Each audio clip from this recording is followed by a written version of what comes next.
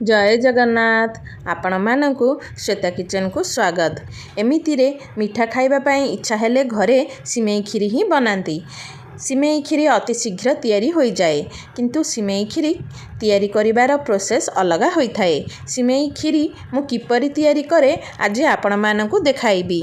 ता पूर्वरु आपण जदि मो चैनल रे नुआ अछंती तेबे चैनल को सब्सक्राइब करि नियंतु आउ पाखरे थिबा बेल आइकन को प्रेस करिबा भूलंतु नाही मो वीडियो रो नोटिफिकेशन प्रथमे पाइबा पई।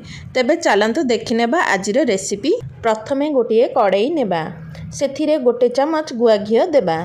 घिओ गरम ହେଲା ପରେ ସେଥିରେ काजू 10 ରୁ 12ଟି ଦେଇ ଭାଜିବା।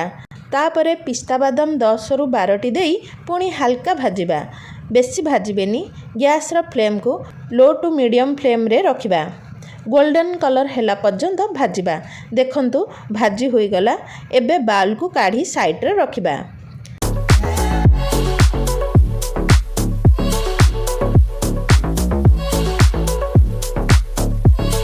एबे आउ गोटे चमच घिओ देबा।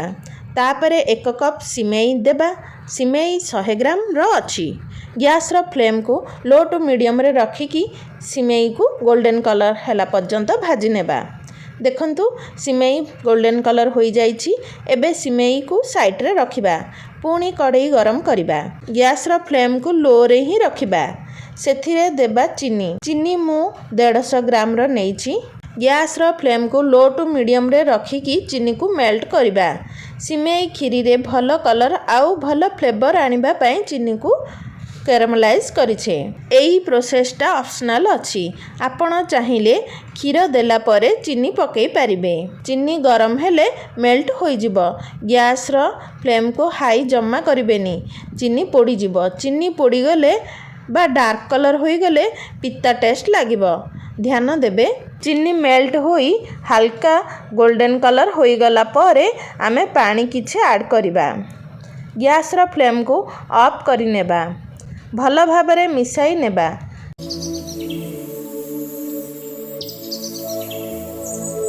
तापरे मु एठी सिझा क्षीर 1 लिटर नेइछि। देई गोटिए फुटा आसीबा पर्यंत फुटाइबा।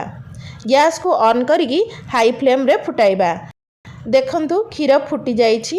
क्षीरर कलर मध्य चेंज हो जाए। एबे भजा सिमेई देई मिसाई देबा।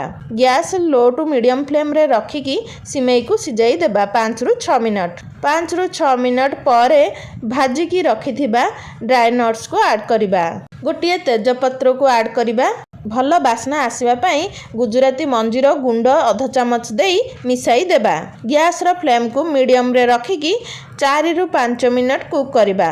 बिना खुआ मिल्क मेड मिल्क पाउडर किछि न देई मध्य किपरि सेमिया खीरी प्रस्तुत होईछि। केते बहलिया मध्य होईछि। तापरे गुआ घिओ गोटे चमच देबा। 2 ରୁ 3 मिनट फुटाई नेबा।